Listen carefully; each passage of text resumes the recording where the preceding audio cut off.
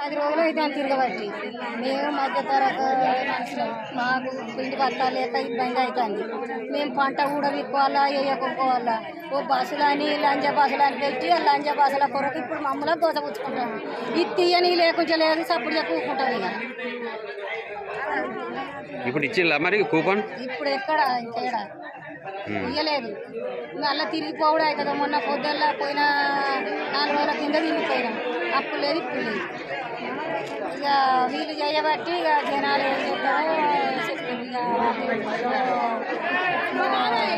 Serial కానీ పెట్టి ఈడ చెప్పులు కానీ పెట్టి ఆడబెట్టి ఈడబెట్టి ఇస్తామని పెట్టి ఇట్లా చేస్తాను. జనాలు ఏం చేస్తారో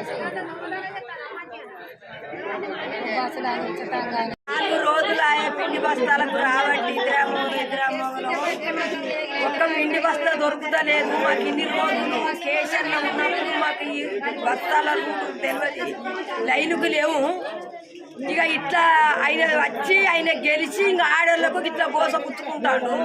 ఏమన్నంటే బస్సులు పిరిబడ బస్సులు పావడం పెడితేంది పెట్టకుంటే ఆ బస్సులు పెడితేంది పెట్టకుంటే 3 పైసలు 3 రూపాయల బస్సు 3 రూపాయల బస్సు కిరాయికి నువ్వు రోజు 1 కోటి రూపాయలు పడగొట్టి రైతులకు 2 లక్షల మాఫీ అన్నావు. 2 లక్షల మాఫీ చేయలేదు. ఇక నేను ఇంత రాజ్యం వెళ్తానని నువ్వు రాజ్యం వెళ్తాను రాజ్యం వెళ్తాను కచ్చి రైతులకు ముంచుతాను. రైతులు దత్తాలు మేము పంట పెట్టకుంటే మేము పొలాలు పండకుంటే నువ్వు ఏం తింటావు? నువ్వు ఎక్కడికి తింటావు? నువ్వు రైతులకు ఏం పెడతావు?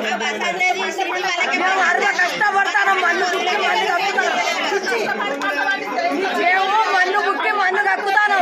ఎండలు ఏడుతాను, వానలు కలుపుతాను, పిల్లలు చెల్లలు ఏడుతాను. ఒక్కరికొక్కరు అన్నం దొరుకుతలేదు.